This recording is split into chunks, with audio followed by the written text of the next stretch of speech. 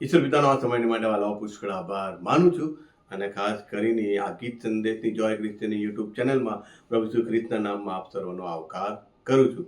અને આપ સૌ જાણો છો વાલાઓ કે ગીત સંદેશ એ અલગ પ્રકારના સંદેશાઓ લઈને આપની સમક્ષ આવે છે. અને એ તો ઉદ્દેશ એ છે કે ભજન સંગ્રહના ગીતો અને એ ગીતકર્તાઓની ટૂંકી સાક્ષી અને ઇતિહાસ અને એની ઉપર સંદેશ અને ઘણા બધા પાલક સાહેબો બહુ મહેનત કરીને આ સંદેશાઓ તૈયાર કરે છે અને આપણે અત્યાર સુધી સાંભળ્યા છે.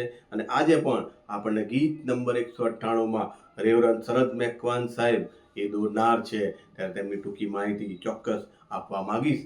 અને તેઓએ એમનું સેવા કાર્ય એ મિશનરી કાર્યથી કચ્છથી ચાલુ કર્યું અને ત્યારબાદ તેઓ બીકોમ પણ સુધી ભણેલા છે અને એટલે તેમને બીડી એ લિયોનાર્ડ થિયોલોજીકલ કોલેજ જબલપુરથી કર્યું અને ત્યારબાદ તેઓ પાળકીય સેવામાં આવ્યા અને સૌપ્રથમ તેમને હાલોલમાં એ પોસ્ટિંગ મળ્યું અને ત્યારબાદ સારોન ને હુસાના અને ઠાસરા અલગ અલગ જગ્યાએ બહુ ગજબની સેવાઓ તેમણે કરી છે.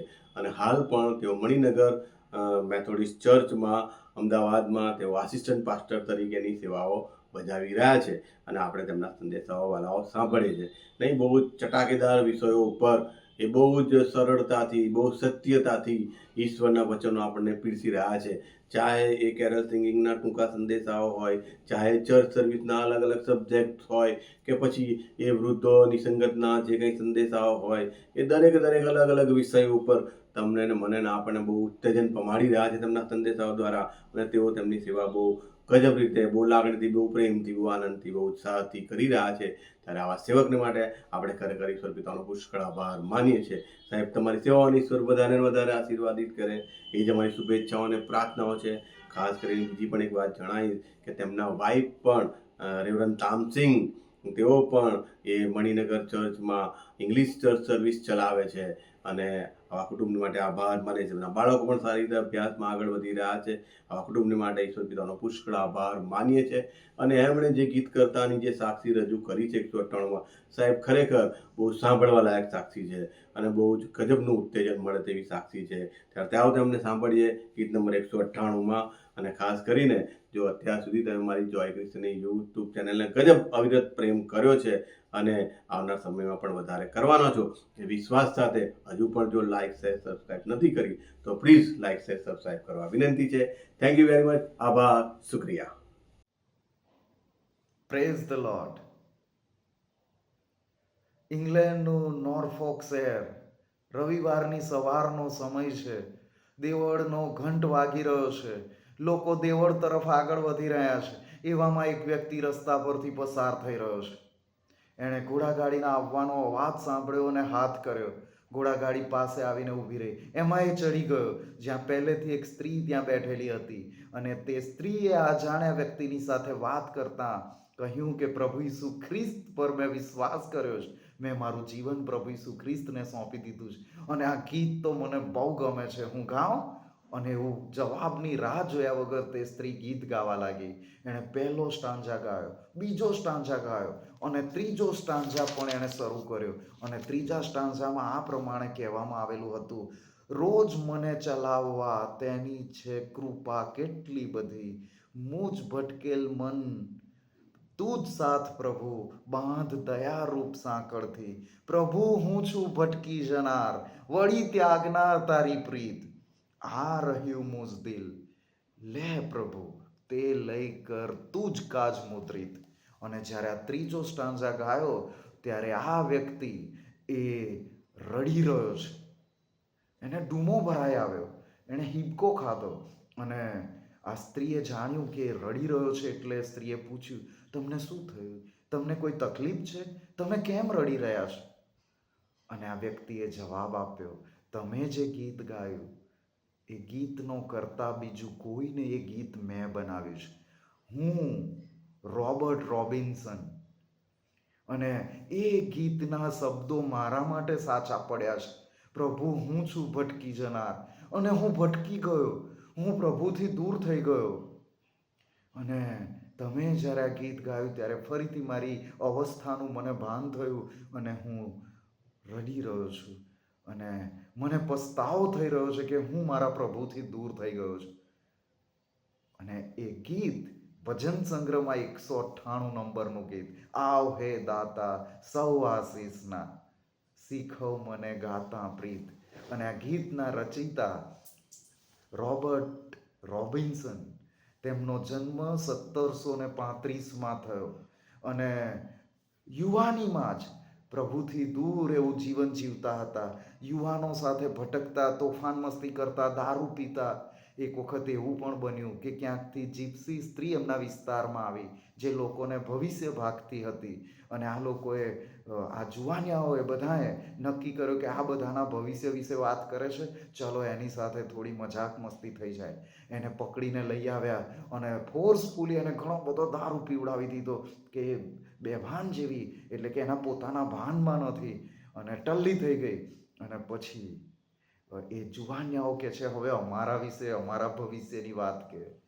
અને એક જુવાન વિશે કહેતા સ્ત્રી કહે છે કે તારું જીવન એ બહુ તકલીફમાં વીતશે અને બહુ ભયાનક તારો અંત આવશે. અને એ જુવાને કહ્યું કે તું શું બોલે છે એનું તને કંઈ ભાન નથી અને બધું સાચું થોડી પડવાનું છે. અને આ રોબર્ટ રોબિન્સન પણ કહે છે, મારા વિશે કહે, ચલ તું મારા વિશે તું શું કહે છે. અને આ સ્ત્રીએ રોબર્ટ રોબિન્સન વિશે એમ કહ્યું, તું તારા છોકરા ને તારા છોકરાના છોકરા જોશે. અને રોબર્ટ રોબિન્સનનો ચહેરો ફિક્કો પડી ગયો. એને લાગ્યું કે આવું કેવી વાત કરી, અને જો આવું કંઈક બને તો મારું આવું જીવન તો નહીં જ ચાલે. અને એણે મનોમન વિચાર કરવા માંડ્યો કે હું કેવું જીવન જીવી રહ્યો છું. અને પછી ત્યાં એણે વિચાર કર્યો કે આજે રાત્રે જ એક આત્મિક જાગૃતિની સભા છે, મારે ત્યાં જવું જોઈએ. અને એણે નક્કી કર્યું કે મારા મિત્રોને હું કહું ને અમે ત્યાં જઈએ.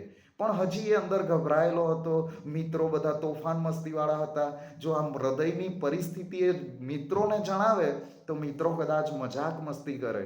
અને એટલા માટે એમણે કહ્યું કે મિત્રો, આજે સાંજે એક મીટિંગ છે અને ત્યાં બધા મેથોડિસ્ટ ભેગા થવાના છે. તો આ મેથોડિસ્ટ લોકોની મજાક કરીશું, મજા આવશે, તોફાન મસ્તી કરીશું, આપણે આ મીટિંગમાં જઈએ. અને આ રોબર્ટ રોબિન્સન તેના મિત્રો સાથે સાંજે મીટિંગમાં ગયો, જ્યાં પ્રભુના સેવક જ્યોર્જ વ્હાઇટફિલ્ડ એ પ્રભુનું વચન લાવ્યા. માથીની લખેલી સુવાર્તા 3 અધ્યાયની 7મી કલમ પ્રમાણે એમણે શિક્ષણ આપ્યું. ત્યાં લખેલું છે, ઓ સર્પોના વંશ, આવનાર કોપ વિશે તમને કોણે ચેતાવ્યા? અને એના પર ગજબનો સંદેશો આપ્યો. અને આ રોબર્ટ રોબિન્સનને લાગ્યું કે આ ઉપદેશક મને જ બધું કહી રહ્યા છે. એ ગભરાયા. પણ ત્યાં પરમેશ્વરના આત્માએ રોબર્ટની સાથે વાત કરી. અને ત્યાં રોબર્ટ રોબિન્સને પોતાના જીવનનો પ્રભુને સમર્પિત કર્યું, જીવનને પોતાના પ્રભુને સમર્પિત કર્યું. અને ત્યાંથી એણે નક્કી કર્યું કે હું પ્રભુની પાછળ ચાલીશ. અને પછી એ જ્યારે એના જીવનનું બદલાણ થયું ત્યારે પાછળથી આ જ્યોર્જ વ્હાઇટફિલ્ડને પત્ર લખીને પણ જણાવ્યું કે હું તમારી મીટિંગમાં આવ્યો હતો કે મેથોડિસ્ટ લોકોની મજાક કરું, એમની હાંસી ઉડાવું. એવા ઈરાદા સાથે આવ્યો હતો, પણ તમારી મીટિંગમાં મને આત્મિક લાભ થયો, મને પ્રભુ ઈસુ ખ્રિસ્ત પ્રાપ્ત થયા છે. અને થોડા જ સમયમાં એમણે રેવરન જ્હોન વેસ્લીની પાસે જઈને કહ્યું કે મારે સેવામાં સામેલ થવું છે. અને રેવરન જ્હોન વેસ્લીએ તેમને નોરફોકના એક કેલ્વિનિસ્ટ મેથોડિસ્ટ ચેપલ હતું, એમાં એમને ઉપદેશક તરીકે એમની નિમણૂક આપી. અને ત્યાં તેઓ સેવા કરતા હતા. ત્યારે 1758માં એમણે આ ગીતની રચના કરી. અને એ ભજન સંગ્રહમાં 198 નંબરનું ગીત, આવ હે દાતા સૌ આશીષના, શીખવ મને ગાતા પ્રીત. અને આ ગીત એ એમના જીવનની આત્મકથા હતી.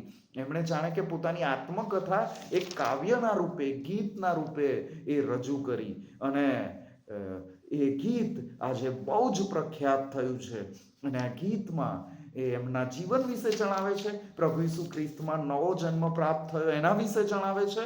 અને આ ગીતના બીજા સ્ટાન્જામાં એબેનેઝર શબ્દ આવે છે, જે 1 સમુએલ 7મા અધ્યાયની 12મી કલમમાં જ્યારે શત્રુઓ પલિસ્તીઓને, જે ઇઝરાયલના શત્રુઓ હતા પલિસ્તીઓ, એમને હરાવી કાઢ્યા. અને સમુએલે એ સ્થળે પથ્થરનો એક સ્તંભ ઊભો કર્યો અને એનું નામ આપ્યું એબેનેઝર, કે જેનો અર્થ થાય છે અત્યાર સુધી યહોવાએ આપણને સહાય કરી છે. અને એમ આ રોબર્ટ રોબિન્સન એમના ગીતમાં જણાવે છે કે મારી પાપમય જિંદગી છતાં હે ઈશ્વર પિતા, તમે મને અહીં સુધી મારા નવા જન્મ સુધી દોરી લાવ્યા છો અને મને સહાય કરી છે. અને હવે તમે તમારી કૃપા વડે મને છેક સ્વર્ગીય ઘર સુધી ક્ષેમ કુશળ દોરી લઈ જશો એવી હું આશા રાખું છું, એમ ત્યાં જણાવવામાં આવ્યું છે. અને હું તો તમારાથી બહુ દૂર અને ભટકી ગયેલો હતો અને તમે મને શોધી કાઢ્યો અને તમે મને પેલી જાગૃતિની સભામાં લઈ ગયા. તમે જ મારો ઉદ્ધાર કર્યો અને મારો ઉદ્ધાર કરવા માટે તમે તમારો પોતાનો પ્રાણ આપ્યો. અને માટે આજે હું અહીં એબેનેઝેર મૂકું છું. એમણે કોઈ પથ્થરનો સ્તંભ કે કોઈ એવી યાદ રહી જાય એવી કોઈ વસ્તુ નહીં, પણ એમણે આ ગીત જાણે કે સ્તંભ સમાન મૂક્યું છે. અને એ ગીત ગાતા પરમેશ્વરની કૃપાનો એ વિચાર આવે, એ સ્મરણમાં આવી જાય એવો પથ્થર, જાણે કે આ ગીતને આપણે એબેનેઝેર ગીત કહી શકીએ એવું ગજબનું ગીત એમણે એ રચ્યું. અને જાણે કે આમાં આ ગીતમાં રોબર્ટ એ પ્રભુને દીન અરજ કરે છે, નમ્રતાથી અરજ કરે છે કે હે પ્રભુ, આવી જ રીતે રોજ મને તમારી સાથે સાથે ચાલવાને માટે તમારી કૃપા કેટલી બધી છે એ મારા પર જારી રાખજો, કેમ કે તમે જાણો છો હું તો ભટકી જનાર છું અને તમારા પ્રેમનો કેટલી વાર મેં ત્યાગ કર્યો અને હું તમને તરછોડનાર બન્યો છું. અને એટલે જ હે પ્રભુ, મારા ભટકનાર મનને તમારી દયાની સાંકળથી બાંધી રાખજો. અને મારા નાથ, તમે મારા સ્વામી છો અને આ રહ્યું મારું દિલ. અને તમારી મુદ્રા મારા દિલ પર મારો અને તમારું જ બનાવી રાખો. અને આવી ગજબની પ્રાર્થનામય ભાવના સાથેનું ગીત રચ્યું. અને આ રોબર્ટનું જે ગીત છે એના જીવનના માટે સાચું ઠર્યું. અને એક પછી એક એના જીવનમાં ચડતી પડતી આવી. ઘણી બધી વખતે પરમેશ્વરથી દૂર થઈ ગયો. એ મેથોડિસ્ટમાંથી બેપ્ટિસ્ટ મંડળીમાં ગયો, ફરી પાછો સ્વતંત્ર મંડળીમાં જોડાયો અને અને ઘણી બધા જીવનોની ચડતી પડતીમાં એ આગળ વધતો ગયો. એણે ઘણા બધા ગીતો લખ્યા, કેટલાક પુસ્તકો પણ લખ્યા, પણ એણે રચેલું આ ગીત 198 નંબરનું ગીત એ બહુ જ પ્રખ્યાત થયું અને બહુ જ અર્થપૂર્ણ એવું આ ગીત ઘણા બધા જીવનોના માટે આશીર્વાદનું કારણ બન્યું છે. અને એ રોબર્ટ રોબિન્સન 1790માં 55 વર્ષની ઉંમરે અચાનક એમનું મરણ થયું. અને ત્યારે એમની પાછળ એમનું કુટુંબ છોડતા ગયા. એમણે પોતે એક તબક્કે ખેતર પોતે રાખ્યું હતું અને પોતે ખેતી કરતા હતા અને ઘરનું ગુજરાન ચલાવી રહ્યા હતા. પોતાના કુટુંબનું, પોતાના બાળકોનું પોષણ કરવા માટે પોતે ખેતી પણ કરી અને સાથે સાથે સેવા પણ કરી. અને આવા ગજબના પ્રભુના સેવક કે જે પાછળથી ઘણી બધી વખત આમ તેમ થયા, ભટકી ગયા. અને છેવટે શરૂઆતમાં આપણે જે વાત જોઈ એમાં કે સ્ત્રીએ ગીત ગાયું ત્યારે નાના બાળકની માફક રડી પડ્યા. અને આજે જો કોઈ ભટકી ગયેલ હોય અને આ ગીત સાંભળે અને પૂરા મનથી સાંભળે તો આંખમાંથી આંસુ આવી જાય, પરમેશ્વરનો પ્રેમ યાદ આવી જાય, પરમેશ્વર સાથે ફરીથી જોડાઈ જવાનું એક મન થાય. અને આવું ગીત આપ સર્વના જીવનમાં કામ કરો. પરમેશ્વર તમારા જીવનમાં એવી કૃપા કરો કે આપણે બધા ભટકી ગયેલા છે, સઘળાએ પાપ કર્યું છે અને સઘળા દેવના મહિમા વિશે અધૂરા રહે છે. કોઈ પણ વ્યક્તિ પોતાને સ્થિર ઉભેલો ન ધારે. કોઈ પણ વ્યક્તિ પડી જઈ શકે છે. અને જો આપણે પડી ગયા છે, જો કોઈ પડી ગયું છે, તો પ્રભુની પાસે આવીને પસ્તાવો કરીને માફી માંગીને ફરીથી પ્રભુ સાથે જોડાઈ જવાનું છે. અને આ રોબર્ટ રોબિન્સનની માફક આપણે જીવનની ચડતી પડતીમાં એમના જીવન પ્રમાણે આપણે ફરીથી પ્રભુ સાથે પુનઃ સ્થાપિત થઈ જઈએ, ફરીથી જોડાઈ જઈએ અને પ્રભુમાં આગળ વધતા જઈએ. પ્રભુ આપ સર્વને આશીર્વાદ આપો. આવો આપણે પ્રાર્થના કરીએ. પરમેશ્વર પિતા, અમે તમારો આભાર માનીએ છીએ આ સુંદર ગીતના માટે, જે ભજન સંગ્રહમાં 198 નંબરનું ગીત આપ્યું છે. એના કરતા રોબર્ટ રોબિન્સન કે જેમણે આ ગીત લખ્યું એમના માટે અમે તમારો આભાર માનીએ છીએ. અને એમના જીવન વિશેની વાત અમે જોઈ. પ્રભુ, અમે ભૂલા પડી ગયેલા છીએ, અમે ભટકી ગયેલા છીએ, અમને તમારી ગમ લાવો અને અમને સ્વર્ગીય ઘરમાં તમે અમને પહોંચાડો. ત્યાં સુધી તમે અમને દોરી લઈ જાઓ. તમે અમારા એબેનેઝર છો અને હવે પછી પણ તમે અમને દોરો ચલાવો. પ્રભુ ઈસુ ખ્રિસ્તની મારફતે માંગીએ છીએ. આમેન. Lord.